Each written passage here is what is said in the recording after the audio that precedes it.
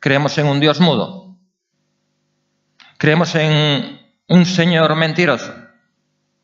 ¿A qué no? No es mentiroso ni es mudo. Y dijo que donde haya 2 o 3 congregados en mi nombre, ahí estoy. Y no es mentiroso ni mudo. Porque si tú hablas, es porque Él te hizo a su imagen. Entonces Él habla también. Gloria a su santo nombre. También dice la Escritura que Él mora en medio de la alabanza de su pueblo. Y también dice la Escritura que donde hay un corazón contrito y humillado, ahí está. Porque esos son los sacrificios que a Él agradan. Muy bien. Vamos a tratar en esta mañana de ver y de entender cómo vencer, cómo salir victoriosos de los grandes problemas que nos acucian, tarde o temprano. Todos vamos a pasar por ahí, vamos a enfrentar la prueba, vamos a enfrentar problemas y no pequeños. Gigantes, a veces parecen insalvables. Que si de repente un diagnóstico del médico dice, lo peor, eso es un gigante. Que una pérdida de empleo. Que cuando te dicen que tus papeles ya no sirven o ya no están en regla. O cuando viene un desahucio y te dejan sin casa. Que cuando un hijo se te pierde. O le pasa una situación difícil. Eso es lo que más nos duele. Más que cuando se trata de uno mismo. Entonces, ¿qué hacer ante esas situaciones? Pues vamos a tratar de entender en esta mañana qué hacer. Vamos a 1 Samuel 17.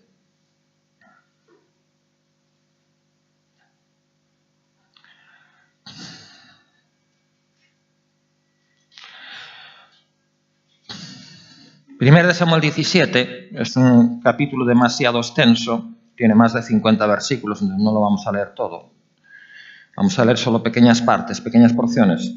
Permitidme hacer primero una pequeña introducción. Se oye bien, ¿verdad? Para situar el contexto. Aquí tenemos a todo un pueblo, a toda una nación, la nación de Israel, la iglesia del Antiguo Testamento, si me estás escuchando, el pueblo de Dios del Antiguo Testamento, enfrentando a un gigante, que además los desafía a todos.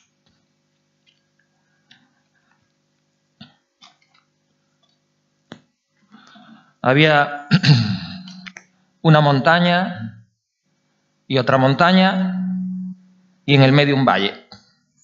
Aquí estaba Israel, aquí estaban los filisteos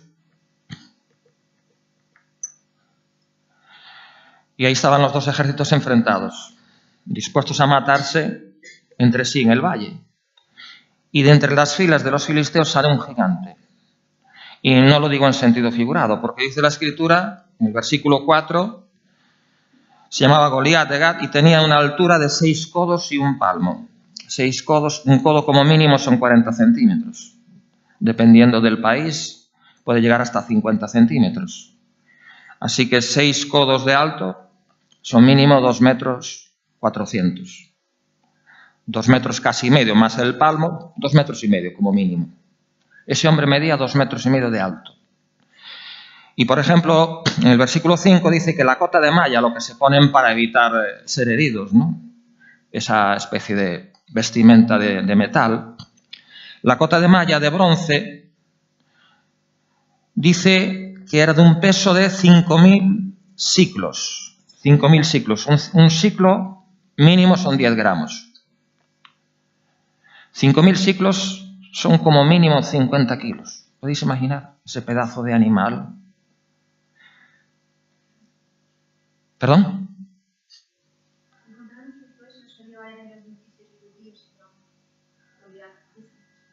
Ah, no sabía. No. ¿Y dónde lo encontraron? Por allá, por donde, me imagino que en tierra de... ¿En serio? ¿Y dónde lo escuchaste? ¿En qué canal? Bueno, ya lo miraremos, porque me hace muy interesante esa noticia. Ajá. Pero os podéis imaginar lo que pasó a la escena, ¿verdad? Todo un ejército con el rey Saúl a la cabeza, viendo a aquel gigante. ¿Y qué pasó? Bueno, él los desafió, dice, ¿para qué nos vamos a matar todos? Mandar uno que pelee contra mí, si yo venzo, vosotros sois nuestros siervos, y si él me vence, pues nosotros somos vuestros siervos. Entonces, ¿para qué matarnos todos? Nada más que sea una pelea de uno contra uno. Ese fue el desafío que lanzó Goliat. Y vamos a ver cuál fue la reacción de toda la iglesia del Antiguo Testamento, de todo el ejército de Israel. Dice, versículo 10, y añadió el filisteo, hoy yo he desafiado al campamento de Israel, dadme un hombre que pelee conmigo. Versículo 11, oyendo Saúl y todo Israel estas palabras del filisteo, se turbaron y tuvieron gran miedo. ¿Os imagináis cuántos voluntarios hubo? ¿Cuántos voluntarios hubo? 0. Se turbaron y tuvieron gran miedo. Es decir, que antes de pelear, antes de salir a la batalla, ya estaban derrotados. ¿Dónde habían perdido ya la batalla? ¿Dónde habían perdido ya la batalla? En su mente. Se imaginaban ellos mismos, me imagino como langostas, yendo contra aquel gigante y a la primera con aquella espada que tenía ya les arrancaba la cabeza. O sea, mentalmente ya se habían imaginado su propia derrota. ¿Sí? Pasó lo mismo que cuando Josué, a punto de entrar en la tierra prometida, envió 12 espías. ¿Y qué pasó? Pues que dijeron que la tierra era buenísima, tan buena que los racimos de uvas tenían que traerlos entre dos, en un palo, ¿verdad? Pero que había un inconveniente, que había gigantes como aquel Goliat. Y por lo tanto era imposible de tomar. Eso dijeron 10. Pero hubo 2. Esos 10, lo mismo que aquí, ya habían perdido la batalla antes de comenzarla. Pero hubo 2, Josué y Caleb, que ganaron la batalla de su mente. Dijeron, podemos. Porque el mismo que nos sacó de Egipto y nos guardó en el desierto y nos trajo aquí, nos puede dar la victoria. ¿Cómo ganarla? Lo primero es ganar la batalla aquí. Porque como la pierdas aquí, como pienses que el problema no tiene solución, ya te digo que no va a tener solución. Lo primero es creer que tiene solución. Pero si el problema es muy grande, bueno, Goliat también era muy grande. Y seguramente los gigantes que había en la tierra de Canaán también eran muy grandes. Pero por eso es un reto y por eso es un desafío. Lo que hay que creer, lo que hay que pensar es que es posible. Es que es posible. Porque está escrito que al que cree, todo le es posible. Al que cree, todo le es posible. Entonces, si tú crees, es posible. Mientras no pierdas la fe, es posible. Pero es triste pensar y ver en este panorama, ¿verdad?, que toda la iglesia, todo el pueblo de Dios del Antiguo Testamento, no había uno solo que creyera que era posible. Ya todos estaban derrotados, porque aquí ya habían sido derrotados. Pero de repente sabemos la historia, ¿verdad?, de cómo Isaí, que tenía 8 hijos, el menor de todos era David, y los 3 mayores estaban aquí con Saúl, peleando o intentando pelear contra los filisteos. Y entonces Isaí le dice a David, que cuidaba sus ovejas, que cuidaba las ovejas de su padre, vete allá al campo de batalla y llévale, interésate por cómo están tus hermanos, llévale algo de comida, un poco de queso, un poco de pan, etcétera, ¿no? Y ya os podéis imaginar cuando David llega ahí, bueno, el filisteo no desafió a Israel un día, lo hizo así todos los días durante 40 días. Y cuando llegó David allí al campo, pues oyó el mismo desafío del filisteo. Mandar uno y que pelee contra mí, y si me vence seremos vuestros siervos, y si no. Y entonces David empezó a indagar, y además le contaron, el rey Saúl, le dijeron a David, prometió que el que consiguiera vencer a ese filisteo, le iba a dar a su hija en matrimonio, su familia ya no iba a pagar impuestos, y además lo iba a colmar de riquezas. Y dice, ¿cómo? A David ya se le empezó a hacer la boca agua. Entonces indagó, ¿y qué pasó? Pues que tuvo una actitud diferente a todo el pueblo de Israel.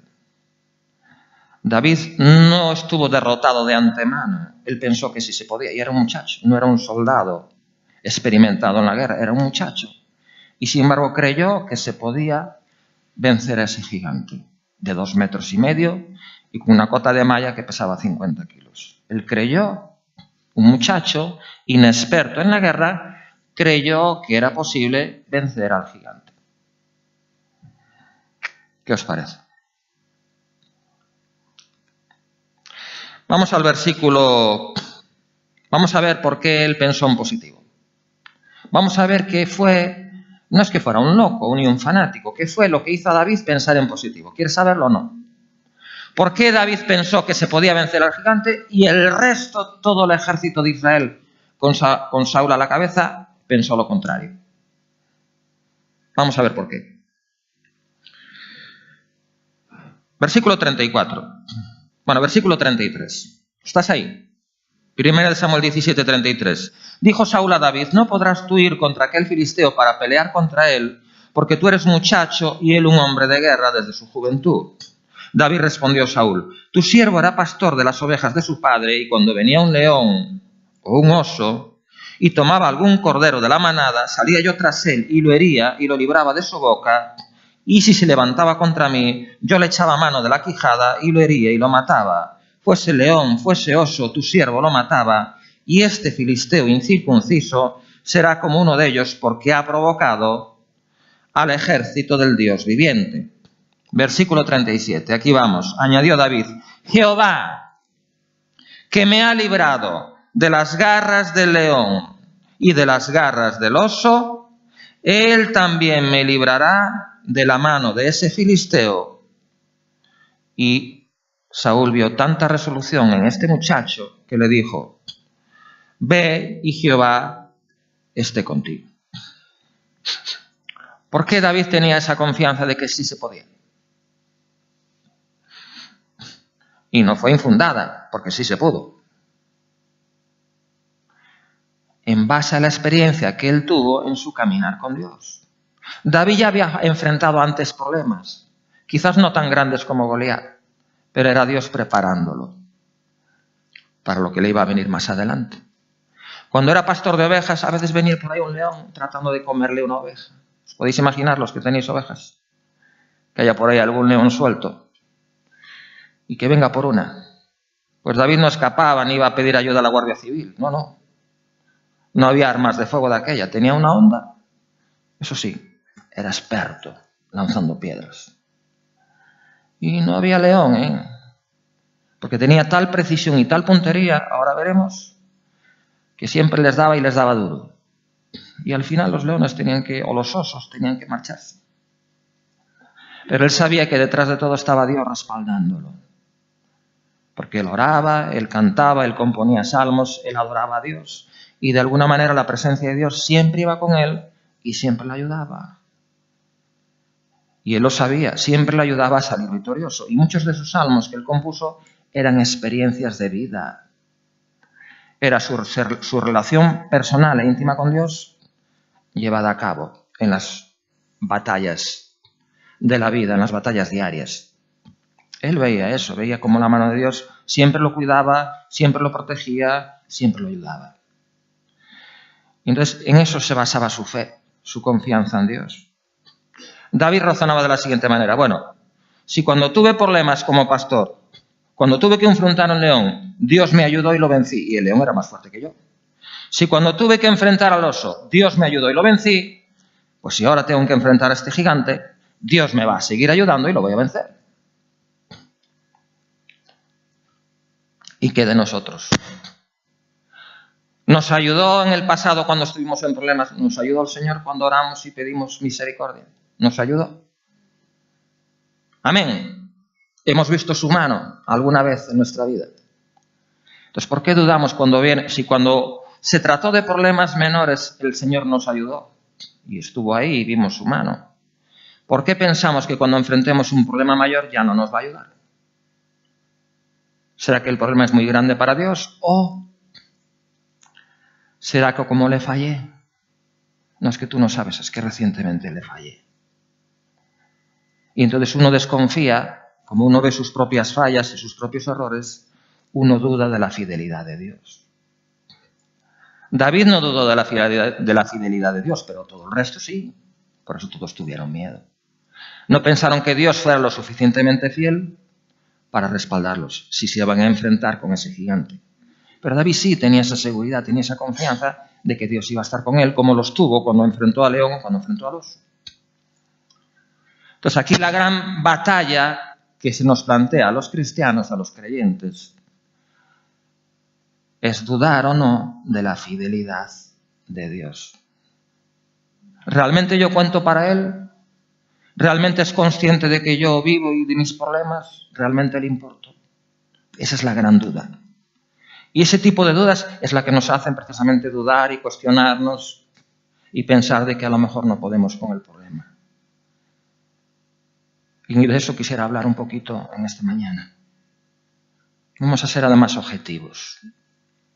Ahora os adelanto que en 1 de Timoteo, capítulo 2 y versículo 13, la palabra de Dios declara algo impresionante.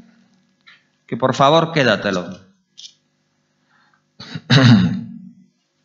1 de Timoteo 2:13.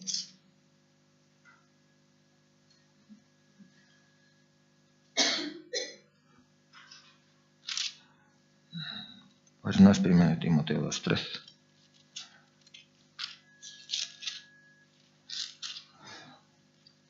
Es 2 de Timoteo 2:13. Por favor, 2 de Timoteo 2:13. Subráyalo si quieres en tu Biblia, porque eso nos va a ayudar a vencer nuestros gigantes. Esto te va a ayudar a vencer tu gigante. Y vamos a profundizar en 2 de Timoteo 2:13. ¿Estás ahí? Fíjate bien lo que dice. 2 de Timoteo, perdón que me equivoqué, 2:13. ¿Cuál es nuestra duda? De que a veces pensamos que como le fallamos, hacemos cosas indebidas, que no son correctas, que a él no le agradan, pues ya no nos va a respaldar. Entonces, ¿cómo vamos a vencer ese gran problema si Dios no me ayuda? Imposible. ¿Cómo voy yo a enfrentarme y derrotar a ese gigante si Dios no me ayuda porque yo le fallé o le sigo fallando? ¿Qué dice 2 de Timoteo 2:13? Dice, si fuéramos infieles, y lo somos, ¿o no? ¿Quién puede decir que nunca le falla, que nunca le es infiel? Si fuéramos infieles, ¿qué dice ahí? Dios permanece fiel. Porque dice a continuación que Él no puede negarse a sí mismo.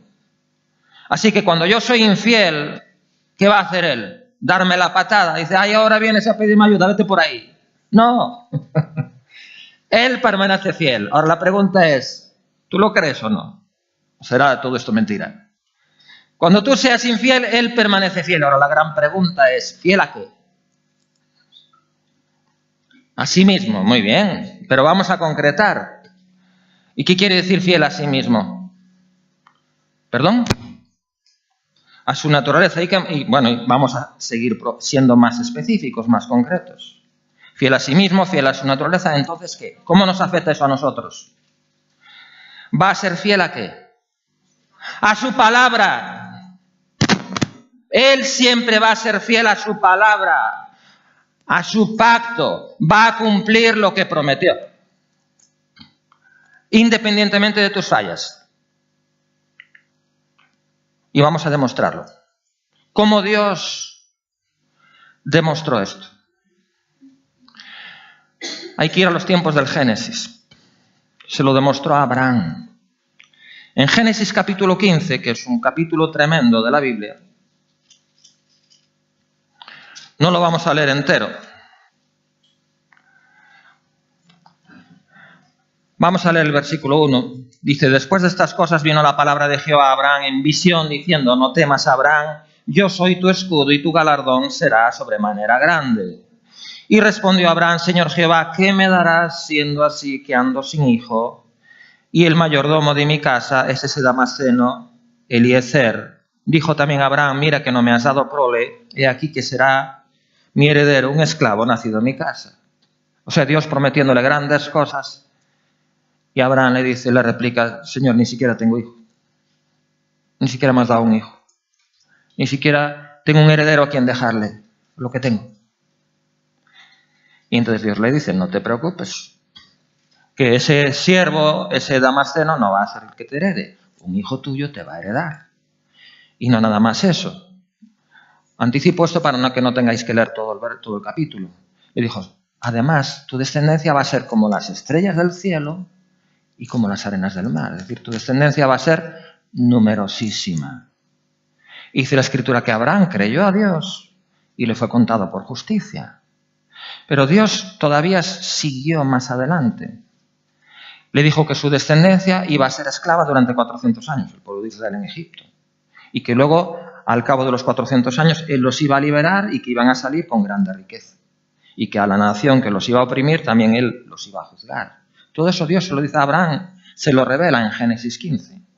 Pero, ¿a dónde voy? Llama la atención que Dios le dice,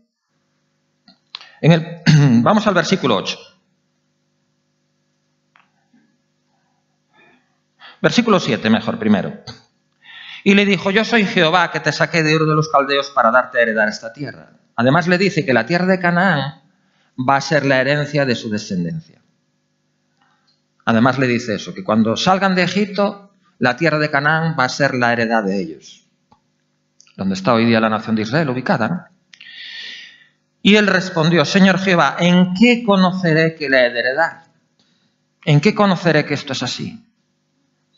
¿En qué conoceré que tú eres tan fiel que vas a cumplir siempre tu promesa? ¿Cómo lo sabré? Parece como que había ahí un atisbo de duda, ¿no? Y fijaros.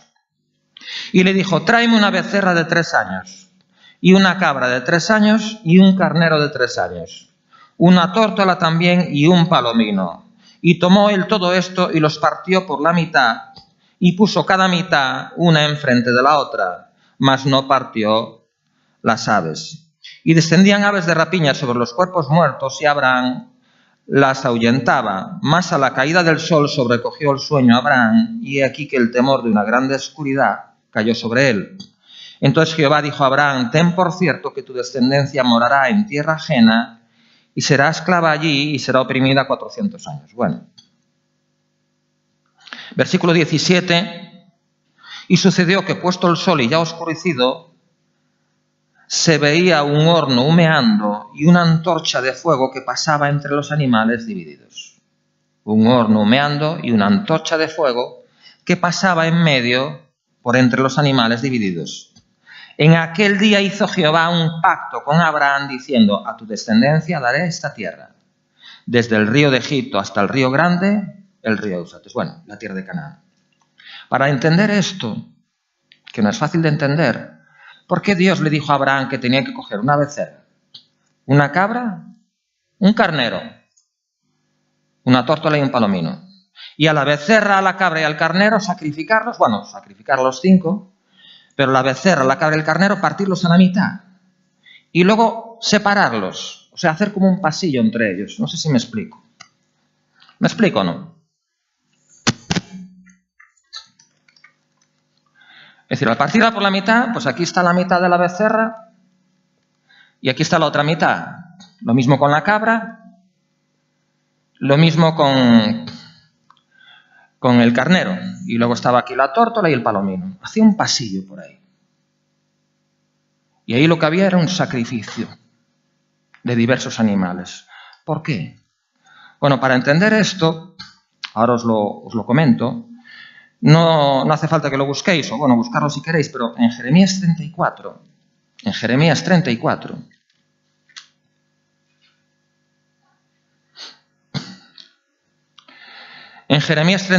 versículo 18, ahí aclara un poquito de qué va esto. Es muy importante, es uno de los pasajes más importantes de toda la Biblia. Y no todo el mundo lo entiende. Presta atención. Fíjate, en Jeremías 34, 18 explica un poquito lo que es esto. Ahora te lo acabo yo de explicar. Dice, y entregaré, es Dios el que está hablando, entregaré a los hombres que traspasaron mi pacto, que no han llevado a efecto las palabras del pacto que celebraron en mi presencia, fíjate lo que Dios está diciendo, que va a traer juicio sobre aquellos que no han llevado a efecto las palabras del pacto que celebraron en mi presencia, dividiendo en dos partes el becerro y pasando por medio de ellas. O sea que era costumbre en aquel tiempo, cuando se celebraba un pacto solemne, había que hacer esto: sacrificar un animal y dividirlo en dos partes. Cuando el pacto era entre un señor y un siervo, entonces el siervo tenía que caminar por el medio de los sacrificios, por esa especie de pasillo. Y lo que le estaba diciendo al Señor es: voy a serte fiel. Y si no, que me pase como uno de esos animales. Es lo que estaba diciendo. Por eso pasaba en medio de los sacrificios, en medio de los animales muertos. Lo que le estaba prometiendo y jurando al siervo, a su amo, era fidelidad. Te voy a ser fiel. Y si no cumplo mi parte del pacto, que me pase como uno de sus sacrificios. Entonces eso era garantía para el Señor de que su siervo le iba a ser fiel, so pena de perder la vida. Era un pacto solemne, inviolable. Y Dios en Génesis 15 hizo un pacto con Abraham, de que le iba a dar hijo, de que su descendencia iba a ser como las estrellas del cielo y las orillas del mar, y además, después de pasar 400 años de esclavitud, iban a heredar la tierra de Canaán. Iban a heredar la tierra de Canaán, y esa iba a ser su heredad perpetua. Y Abraham le dijo: ¿en qué conoceré qué heredar? Y le dijo: haz todo eso, lo que tú sabes lo que significa. Y cuando se supone que Abraham tenía que cumplir su parte del pacto, porque Abraham era el siervo y Dios es el Señor, y tenía que caminar en medio de los sacrificios, Dios no le dejó.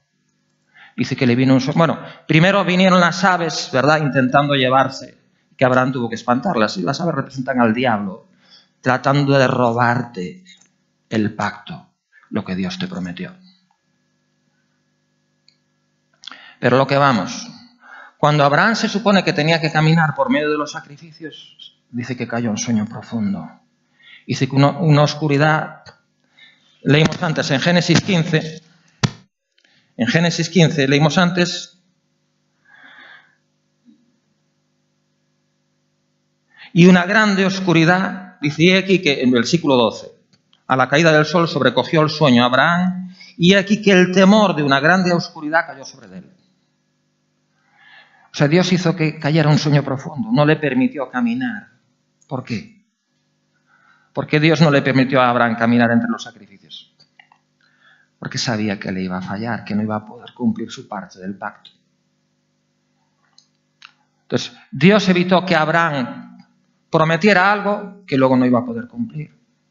Podemos prometerle a Dios que somos suyos para siempre, que vamos a caminar en santidad, que siempre le vamos a obedecer, que siempre le vamos a agradar. Mañana fallas.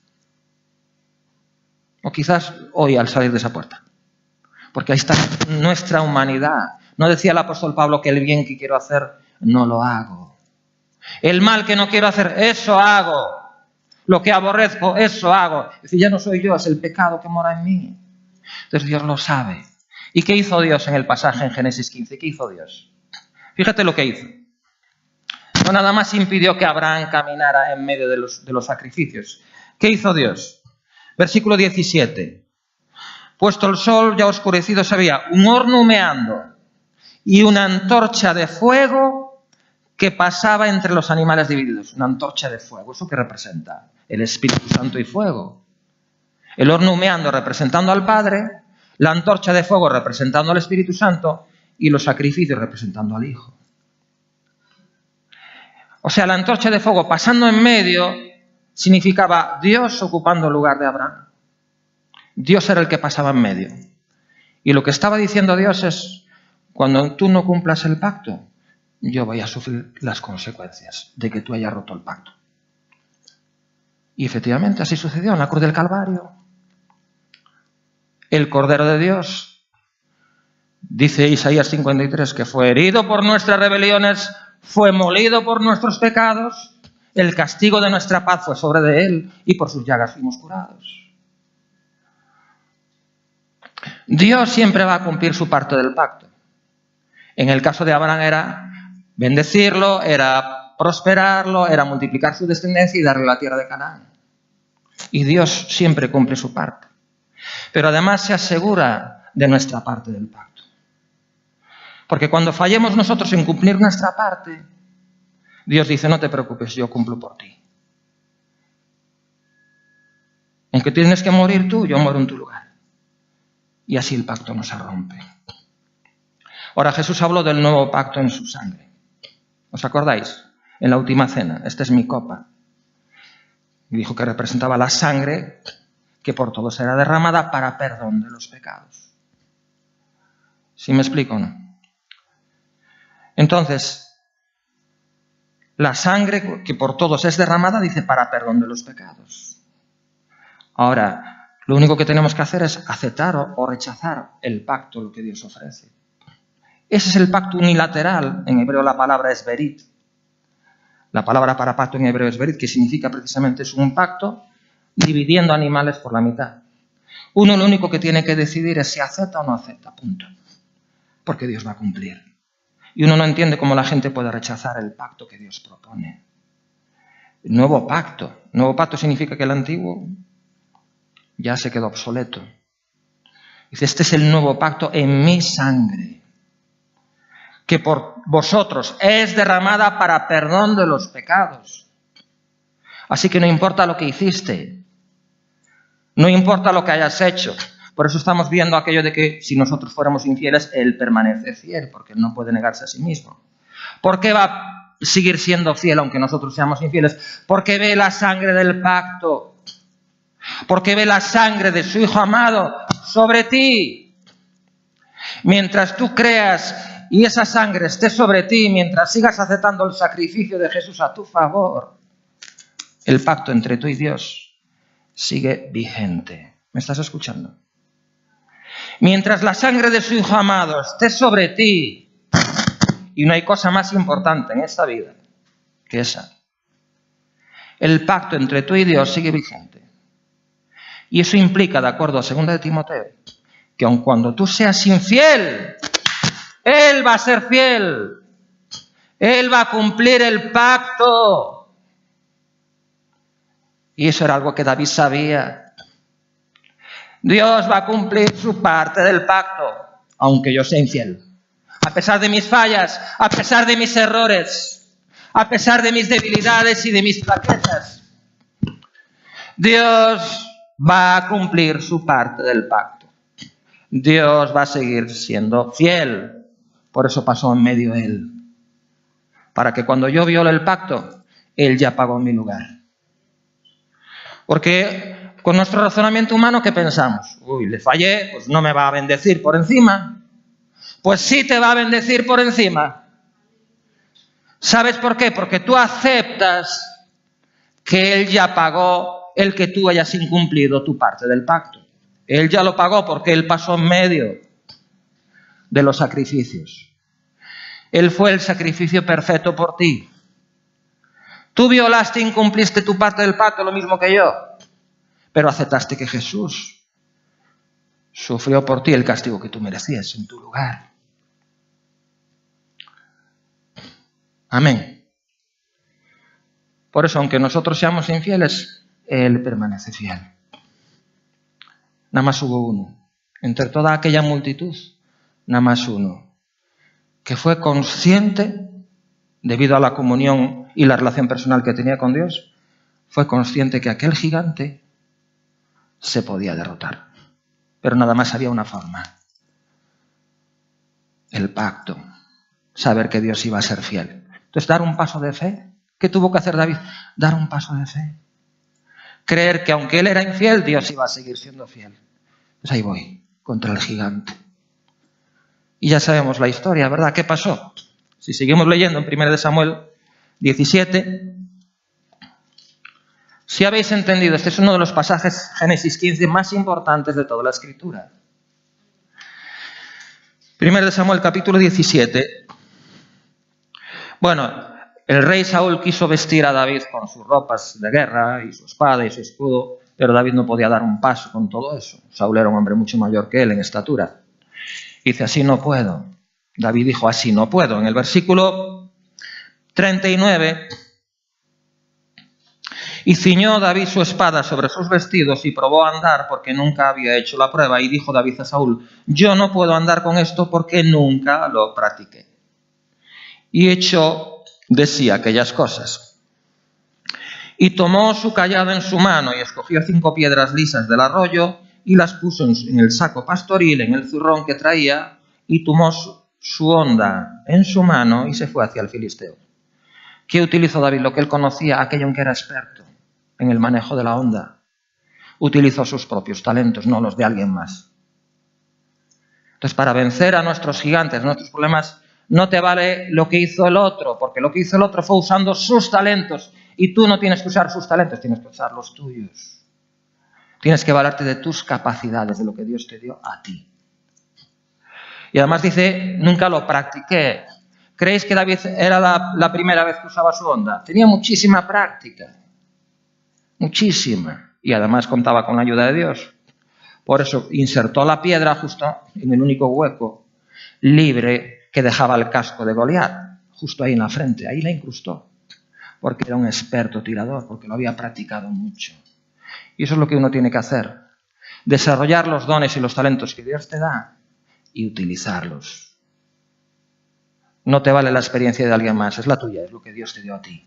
Eso es lo que hay que desarrollar. Por eso le decía Pablo a Timoteo, te aconsejo que avives el fuego del don que está en ti.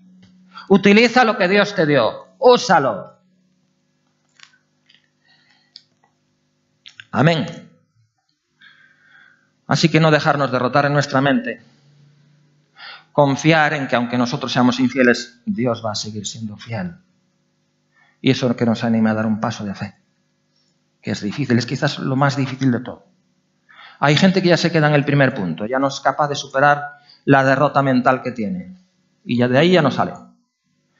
Pero hay algunos que son capaces de decir, bueno, parece imposible o muy difícil, pero vamos a pensar que sí se puede, que sí es posible. Y luego, segundo, empiezan a recordar todo lo que Dios hizo por ellos en el pasado, y cuando son conscientes de esto, de que aunque uno sea infiel, Dios va a seguir siendo fiel, eso te anima a dar el paso de fe. Y luego usa lo que Dios te dio, usa tus talentos, no lo de alguien más, y desarróllalo y practícalo. Y por último punto, para vencer a tus gigantes, esos grandes problemas que enfrentaste o vas a enfrentar, o enfrentas. Versículo 42. Dice, cuando el filisteo miró y vio a David, le tuvo en poco, porque era muchacho y rubio y de hermoso parecer. Y dijo el filisteo a David, ¿soy yo perro para que vengas a mí con palos? Y maldijo a David por sus dioses. Lo tuvo un poco, lo menospreció. Seguramente hasta se descuidó. Si hubiera sido o se hubiera tratado de otro guerrero como él, seguro que ponía el escudo ahí, estaría ojo visor, ¿no? Pero aquel muchacho, lo menospreció y lo tuvo un poco. Eso es algo que también debemos tener siempre en cuenta, no menospreciar a nadie.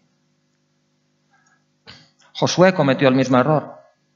Después de conquistar lo difícil, que era la ciudad de Jericó, la ciudad amurallada, aquella ciudad grande y armada hasta los dientes, luego había una pequeñita ciudad llamada Hai.